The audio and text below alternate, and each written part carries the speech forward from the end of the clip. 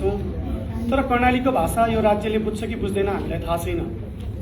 त्यही भएर पनि हामीले हाम्रो कथा हाम्रो भाषामा भन्ने कोसिस गरेका छौँ। यहाँ अभिनय गरिरहनुभएका सबै कलाकारहरू कर्णाली प्रदेश र सुदूरपश्चिम प्रदेशबाट हुनुहुन्छ। धेरैजसो कलाकारहरू पहिलोपटक अभिनय गर्दै हुनुहुन्छ यस स्टेजमा पनि।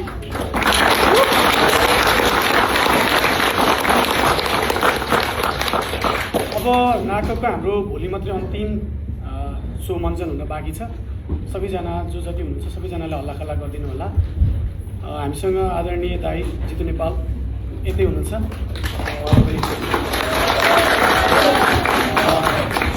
असार 5 गतेबाट देशभर जितबहादुर लाग्दैछ। यहाँहरू सबैजना हलमा गएर हेरिदिनु होला, सबैजनाले लगेर जानु होला, हल्ला गर्नु होला। अनि यो नाटकको बारेमा तपाईँहरूलाई केही सल्लाह सुझाव छ कलाकारहरूलाई अथवा लेखकलाई अथवा